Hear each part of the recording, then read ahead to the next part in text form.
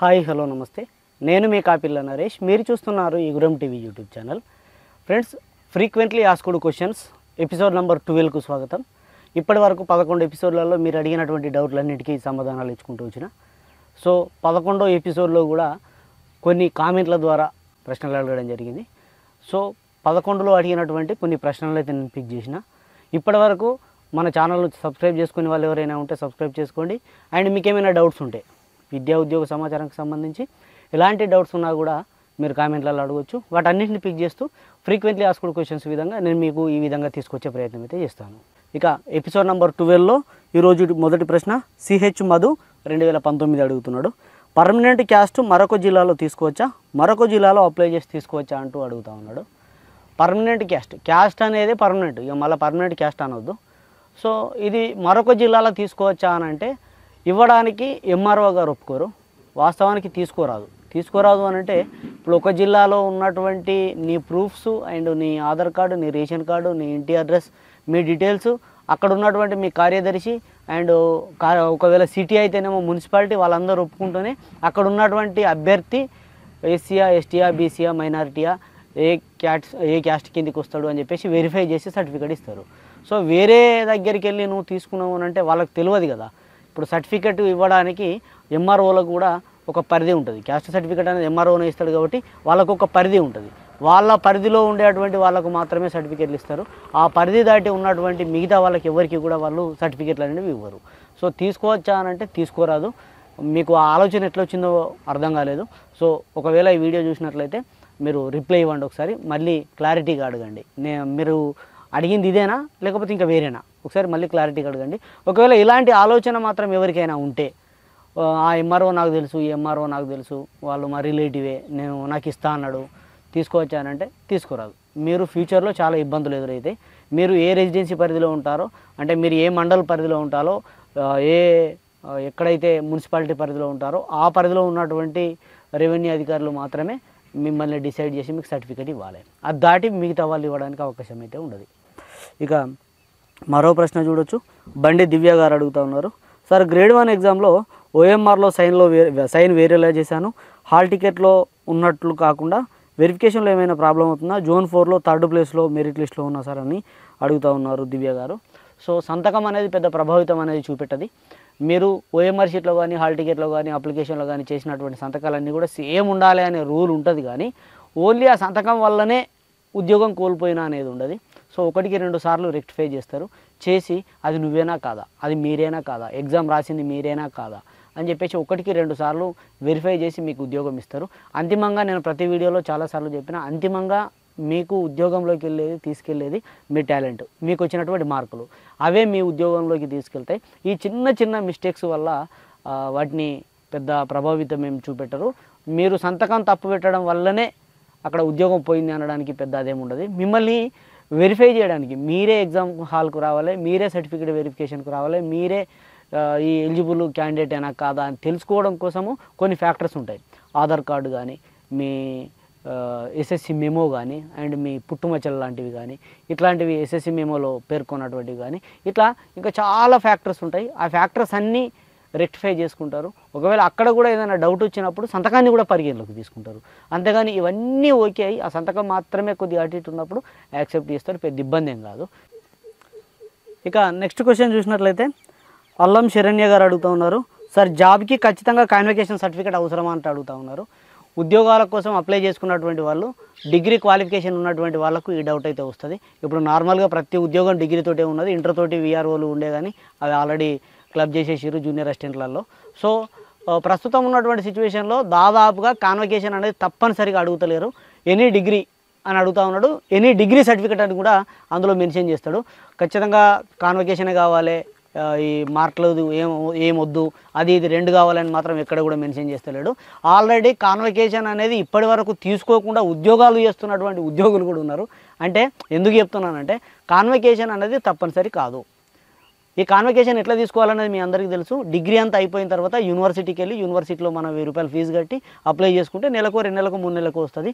లేదు అంటే 2-3 సంవత్సరాలకు ఒకసారి కాన్వకేషన్ డే అనేది జరుపుతారు. వాస్తవానికి సంవత్సరానికి ఒకసారి జరపాలి యూనివర్సిటీలో, కానీ ఇప్పుడు ఇక వాళ్ళకు ఉన్నటువంటి బిజీ షెడ్యూల్లో వాళ్ళు జరుపుతలేరు. సో అట్లా కాన్వకేషన్ అనేది తీసుకోవాలి. దాన్నే డిగ్రీ పట్టా అంటారు. నల్లకోట వేసుకొని ఇట్లా వస్తారు కదా, సో అది. సో ఆ పట్టా అనేది ఖచ్చితంగా ఉండాలని రూల్ ఏం లేదు, ఉన్నా లేకున్నా యాక్సెప్ట్ చేస్తారు. కానీ ఏదైనా ఒక డిగ్రీ అనేది అంటే డిగ్రీని ప్రూఫ్ చేసేటువంటి సర్టిఫికేట్ అయితే ఉండాలి. అయితే మార్క్స్ మేమో కానీ లేదు అని అంటే బోనాఫైడ్స్ లాంటిది కానీ ఇంకేదైనా దానికి సంబంధించి మైగ్రేషన్ సర్టిఫికేట్ కానీ అట్లాంటిది ఉంటే సరిపోతుంది. సో అది చూసి యాక్సెప్ట్ చేస్తున్నారు.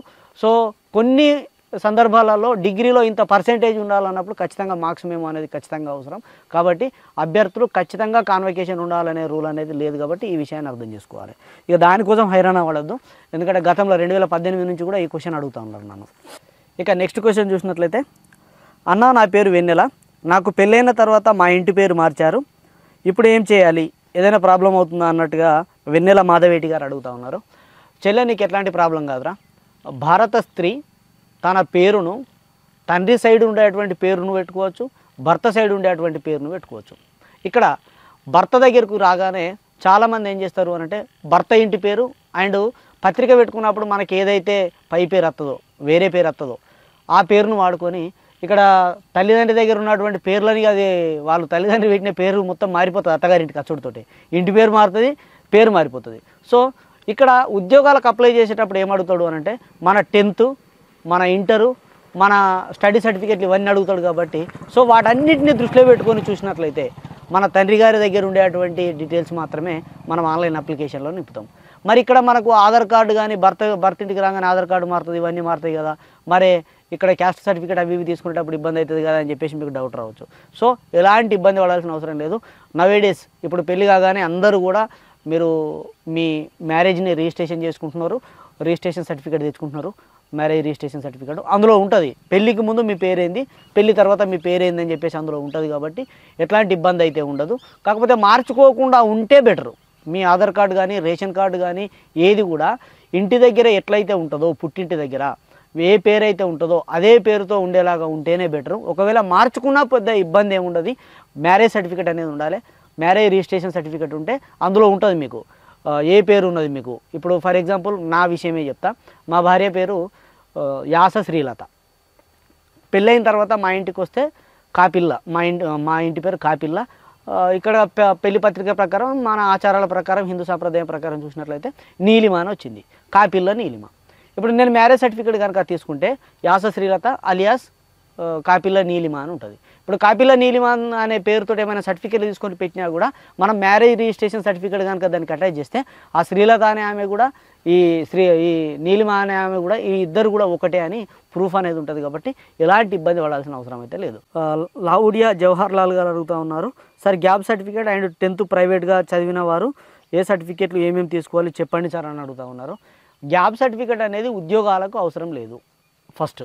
అండ్ 10th ప్రైవేట్గా చదువుకున్నటువంటి వాళ్ళు మీరు ప్రైవేట్గా చదువుతున్నారు కాబట్టి ప్రైవేట్గా చదివారు కాబట్టి 1st, 2nd, 3rd, 4th, 5th, 6th, 7th ఈ 7 సంవత్సరాల స్టడీ సర్టిఫికేట్లు మీకు అవసరం. ఒకవేళ ఉంటే మీకు బయట నుంచి ఎలాంటి సర్టిఫికేట్లు తీసుకోవాల్సిన అవసరం లేదు. ఇన్ కేసు 1 నుంచి 7 తరగతుల వరకు కనుక మీకు స్టడీ సర్టిఫికేట్లు లేకపోతే అప్పుడు మండల రెవెన్యూ ఆఫీసర్ గారి దగ్గర నుంచి ఎంఆర్ఓ గారి దగ్గర నుంచి లోకల్ క్యాండిడేట్ సర్టిఫికేట్ను నిర్ణయించేటువంటిది ఏదైతే ఉంటుందో ఆ రెసిడెన్సీ సర్టిఫికేట్ అయితే తీసుకోండి. మీకు 1 నుంచి 7 తరగతులకు సంబంధించినటువంటి సర్టిఫికేట్లు ఉంటే ఎంఆర్ఓ గారి దగ్గరికి కూడా వెళ్ళాల్సిన అవసరం అయితే లేదు.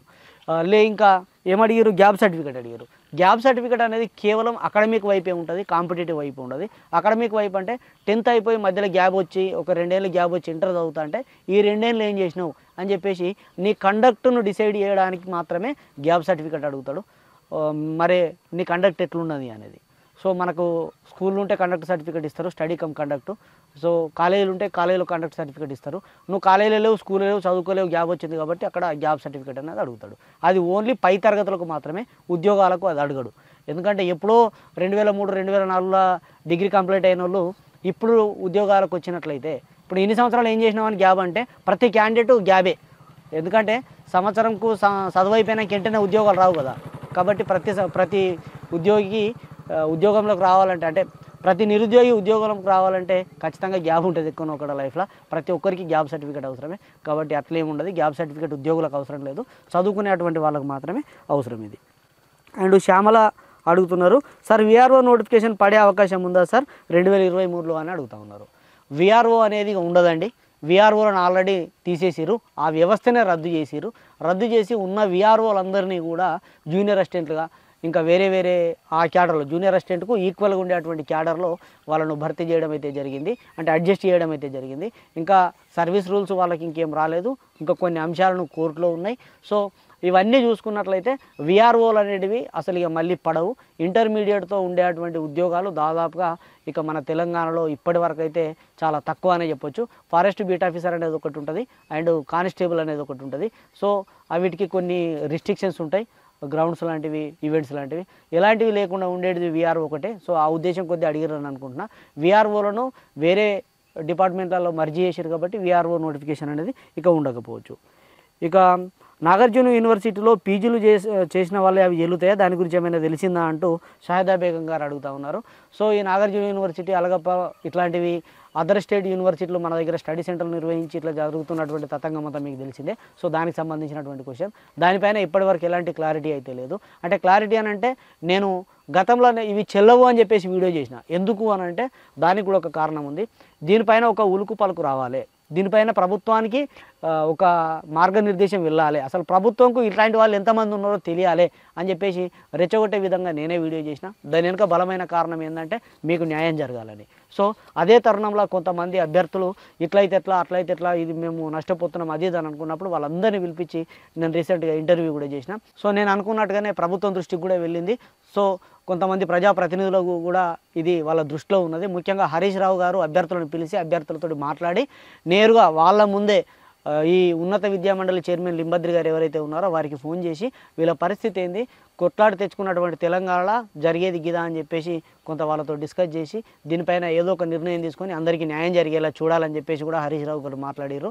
సో ఆర్థిక శాఖ మంత్రి మాట్లాడారు అని అంటే దాదాపుగా ఇది హయ్యర్ క్యాడర్ దాకా ఈ ప్రాబ్లం అనేది వెళ్ళింది. సో దీనికోసమే నేను వీడియో చేసిన, చెల్లదు అని.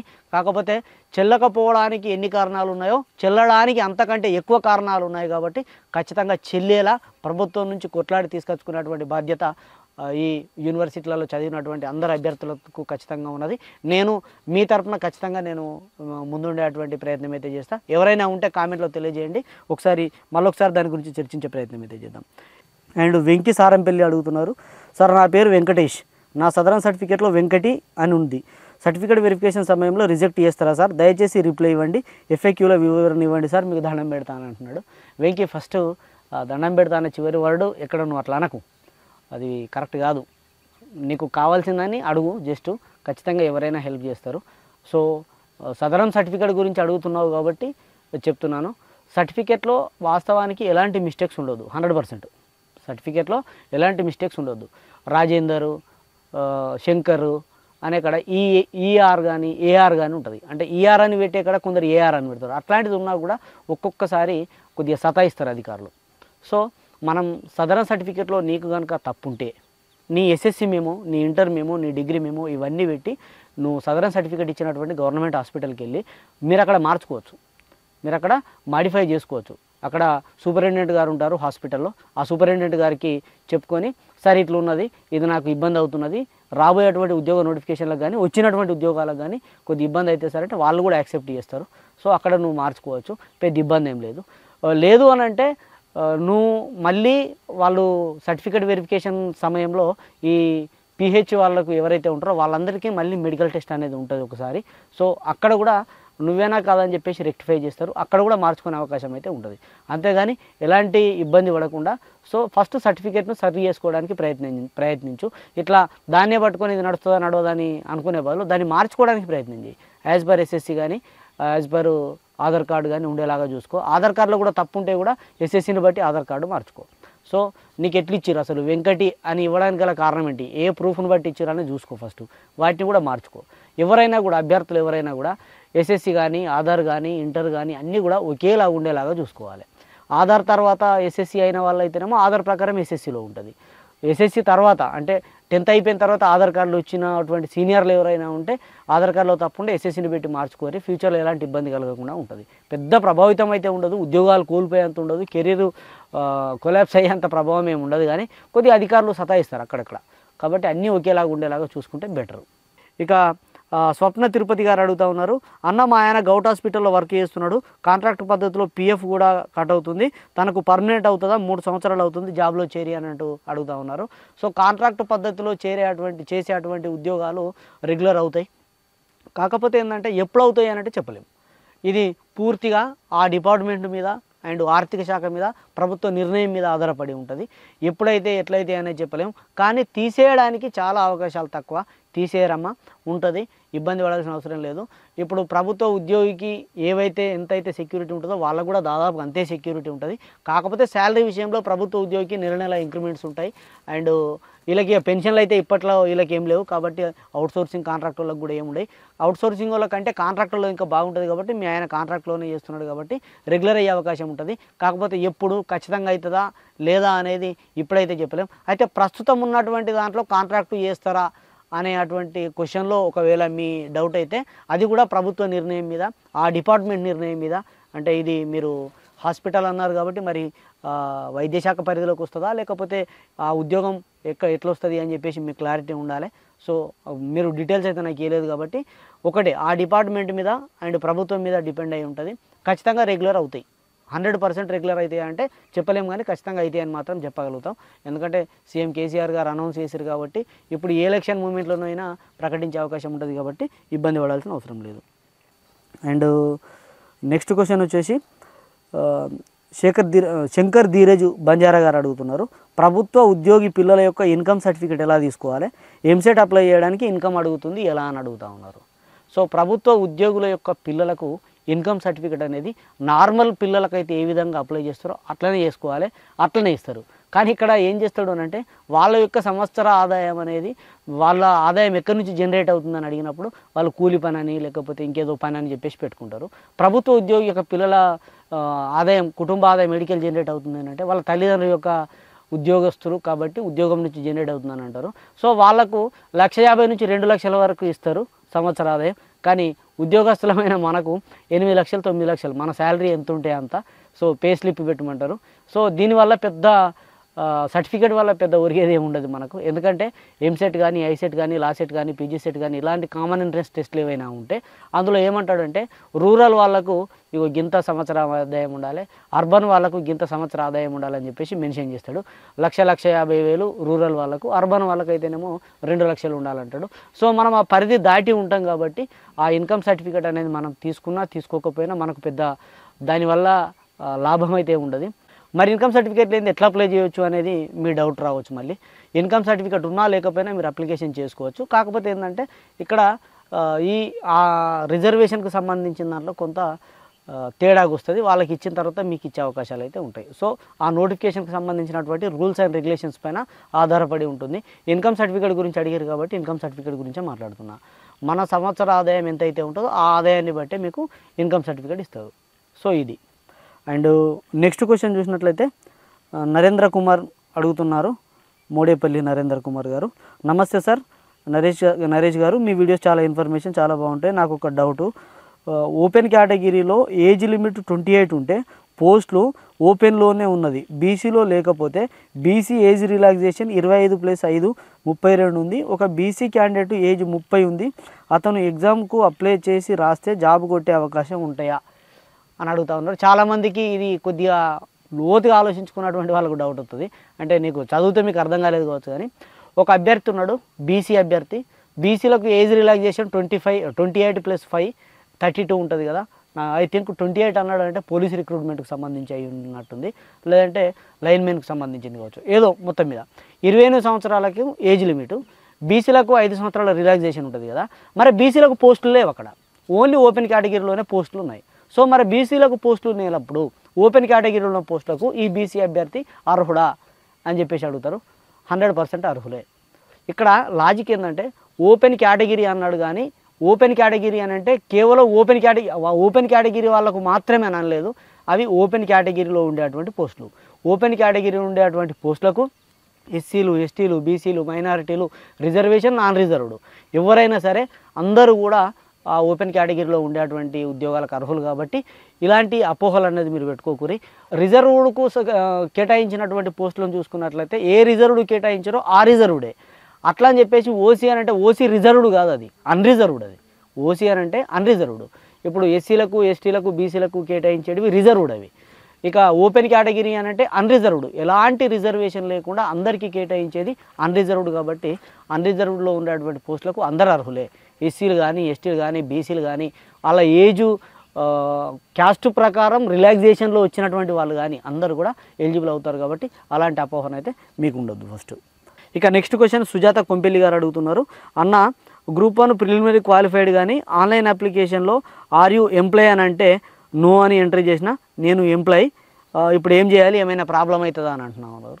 అయితే ఇక్కడ రెండు రకాలైనటువంటి ప్రాబ్లమ్స్ అయితే ఎదురైతే, ఎవరైతే ఉద్యోగస్తులు ఉండి నేను ఉద్యోగిని కాదు అన్ఎంప్లాయ్నే అని ఉద్యోగాల కోసం అప్లై చేస్తారో ఇక్కడ రెండు రకాలైన ప్రాబ్లం వస్తాయి. ఒకటి రిక్రూట్మెంట్ వైపు, ఇంకొకటి మీ డిపార్ట్మెంట్ వైపు. మీరు ఒక ఉద్యోగం నుంచి ఇంకో ఉద్యోగానికి వెళ్ళాలి అని అంటే ఖచ్చితంగా మనం చేస్తున్నటువంటి ఉద్యోగంలో ఉన్నటువంటి హెడ్ ఆఫ్ ది ఇన్స్టిట్యూషన్కు ఇన్ఫర్మేషన్ ఇవ్వాలి. ఫస్ట్ ఆన్లైన్ అప్లికేషన్ చేసేటప్పుడే ఇన్ఫర్మేషన్ ఇవ్వాలి. గ్రూప్ 1 నోటిఫికేషన్ చూడండి. గ్రూప్ 1 నోటిఫికేషన్లో అక్కడ ఎంప్లాయ్ అనే ఆప్షన్ ఉంటుంది ఒకటి, అంటే అందులో హెడ్డింగ్ల ప్రకారం అన్ని ఆప్షన్స్ ఇస్తారు. ఆ ఎంప్లాయ్ అనే ఆప్షన్ దగ్గర మనకు మెన్షన్ చేస్తారు. మీరు ఈ గ్రూప్ 1కి అప్లై చేసే వాళ్ళైతే మీ హెడ్ ఆఫ్ ది ఇన్స్టిట్యూషన్కి మీరు ఇన్ఫర్మేషన్ ఇవ్వండి. ఫర్దర్గా మీరు సెలెక్ట్ అయితే నో అబ్జెక్షన్ సర్టిఫికేట్ ఎన్ఓసి తీసుకోవాల్సి ఉంటుంది. కాబట్టి మీరు ఇన్ఫర్మేషన్ ఇవ్వండి అని నోటిఫికేషన్లో కూడా మెన్షన్ చేస్తారు. సో దాని ప్రకారం మన డిపార్ట్మెంట్కు, ఫర్ ఎగ్జాంపుల్ నేను ఎడ్యుకేషన్ డిపార్ట్మెంట్లో ఉన్నా, నా ఎడ్యుకేషన్ డిపార్ట్మెంట్లో నాది జిల్లా పోస్ట్ కాబట్టి మా డిఓ గారికి ఇన్ఫర్మేషన్ ఇవ్వాలి. ఇచ్చి నేను గ్రూప్ 1కి అప్లై చేయాలి. అప్లై చేసిన తర్వాత గ్రూప్ 1లో మనము ఎగ్జామ్ రాస్తాం, ప్రిలిమ్స్ అయిపోతే, మెయిన్స్ అయిపోతే, ఒకవేళ సెలెక్ట్ అయితే ఆ సెలెక్షన్ లిస్ట్లో ఉంటే అప్పుడు నేను నా డిపార్ట్మెంట్ దగ్గరికి వచ్చి అక్కడ నో అబ్జెక్షన్ సర్టిఫికేట్ తీసుకొని పోతేనే నన్ను ఇక్కడికి వెళ్ళి రిలీవ్ చేస్తారు, నేను ఆ ఉద్యోగంలో జాయిన్ అవుతా. ఇన్ కేస్ మీరు కూడా అంతే. ఒకవేళ మీకు గ్రూప్ 1 ఇప్పుడు జాబ్ వచ్చినా కూడా మిమ్మల్ని ఇక్కడ రిలీవ్ చేయరు, మీరు గ్రూప్ 1లోకి వెళ్ళలేరు, ఇబ్బంది అవుతుంది. ఇంకొకటి ఏంటంటే అక్కడ చీటింగ్ లాగా అవుతుంది. మనకు తెలియక చేసినా, తెలిసి చేసినా, ఎట్లా చేసినా అక్కడ ఏమంటారంటే మీరు ఉద్యోగి కదా, మీరు ఆల్రెడీ సర్వీస్లో ఉన్నారు కదా, ఈ చిన్న విషయం తెలియకపోతే ఎలా అనే క్వశ్చన్ అనేది రైజ్ అవుతుంది మనకు. కాబట్టి మీరు ఎడిట్ ఆప్షన్ వచ్చినప్పుడు కానీ, లేదు అని అంటే టీఎస్పీఎస్సీ ఆఫీస్కి వెళ్ళి నేను గ్రూప్ 1కు సెలెక్ట్ అవుతా, నేను ఖచ్చితంగా ఉద్యోగం సాధించగలుగుతా అని కాన్ఫిడెన్స్ కనుక మీకుంటే మీరు ఖచ్చితంగా వెళ్ళి ఎడిట్ ఆప్షన్ కోసం అప్లై చేసుకోండి, మార్చండి. నేను ఎంప్లాయీ అని చెప్పేసి అక్కడ ఆప్షన్లో పెట్టలేదు అని చెప్పేసి ఖచ్చితంగా మార్చండి. మార్చితే మీరు సర్టిఫికేట్ వెరిఫికేషన్కి వెళ్ళినప్పుడు ఈ ఎన్ఓసి సర్టిఫికేట్ని కూడా సబ్మిట్ చేయొచ్చు. సో ఇప్పటికైనా లేట్ చేయకుండా ఈ ఎడిట్ని అయితే మార్చుకోండి. ఖచ్చితంగా మీరు ఇబ్బందుల పాలవుతారు ఇట్లాంటి విషయంలో మాత్రం, ఎందుకంటే ఉద్యోగి కాబట్టి చెప్తున్నాను డైరెక్ట్గా. అండ్ ప్రదీప్ చౌదరి నెల్లూరు గారు అడుగుతూ ఉన్నారు, అన్న డిప్యూటీ ఎడ్యుకేషన్ ఆఫీసర్ నోటిఫికేషన్ గురించి ఏమైనా అప్డేట్ ఉంటే చెప్పండి అని అంటున్నారు. అయితే డిప్యూటీ ఎడ్యుకేషన్ ఆఫీసర్కి సంబంధించి చాలా రోజులైతుంది అప్డేట్ వచ్చి, వాటికి సంబంధించినటువంటి పోస్టులు క్రియేట్ చేసి, సో దీనిపైన సంబంధిత అధికారులు నెసెసరీ యాక్షన్ తీసుకోండి అని చెప్పేసి అయితే తెలియజేయడం అయితే జరిగింది. సో జిల్లాలు చిన్నగైనాయి. అప్పుడు డిప్యూటీ ఎడ్యుకేషన్ ఆఫీసర్ ఉన్నటువంటి అవే ఇప్పుడు జిల్లాలు అయినాయి, ఇప్పుడు డైరెక్ట్ డిస్ట్రిక్ట్ ఎడ్యుకేషన్ ఆఫీసర్ అయ్యారు. కాబట్టి దీనిపైన మరి ప్రభుత్వం ఏం నిర్ణయం తీసుకుంటుంది, ఖచ్చితంగా ఫిల్ చేస్తారా చేయరా అనేది ఇప్పటికైతే క్లారిటీ అయితే లేదు. అయితే నాకున్నటువంటి ఇన్ఫర్మేషన్ ప్రకారం అయితే ఖచ్చితంగా దీనికి సంబంధించినటువంటి రిక్రూట్మెంట్ అనేది జరుగుతుంది అని చెప్పేసి ఎస్సీఆర్టీలో నాకు తెలిసినటువంటి అధికారి అయితే తెలియజేయడం అయితే జరిగింది. సో ఎప్పుడు ఎట్లా చేస్తారు అనేది అయితే ఇప్పటివైతే క్లారిటీ లేదు. సో క్లారిటీగా తెలుసుకొని దాని మీద ఒక సపరేట్ వీడియో చేసే ప్రయత్నం అయితే చేస్తాను, ఎందుకంటే అది నా పరిధిలో ఉంటుంది. సో నేను అధికారుల నుంచి కనుక్కోవచ్చు, దానికి సంబంధించినటువంటి అధికారులు కూడా నాకు తెలిసిన వాళ్ళు ఉన్నారు. సో వాళ్ళ ద్వారా నేను డిప్యూటీ ఎడ్యుకేషన్ ఆఫీసర్ ఉద్యోగాలకు సంబంధించినటువంటి క్లారిటీ ఇన్ఫర్మేషన్ ఒక సపరేట్ వీడియోలో ఇస్తాను. సో ఈరోజు ఈ వీడియో లెంత్ ఎక్కువ అవుతుంది కాబట్టి ఈరోజు ఆపేద్దాం. నెక్స్ట్ వీడియోలో ఇంకా అడిగినటువంటి ప్రశ్నలు కూడా చాలా ఉన్నాయి, వాటన్నిటికి సంబంధించి నెక్స్ట్ వీడియోలో పిక్ చేసి మళ్ళీ మీకు సమాధానాలు ఇచ్చే ప్రయత్నం అయితే చేస్తాను. ఇంకేమైనా డౌట్స్ ఉంటే అడగండి. ప్రతిరోజు మీకోసం సాయంత్రం పూట ఫ్రీక్వెంట్లీ ఆస్క్డ్ క్వశ్చన్స్ ప్రతిరోజు వస్తుంది. ఈ వీడియోలు మీ మిత్రులకు షేర్ చేస్తూ ప్రోత్సహిస్తారని ఆశిస్తూ సదా విద్యాసేవలో Eeguram TV YouTube channel. Thank you.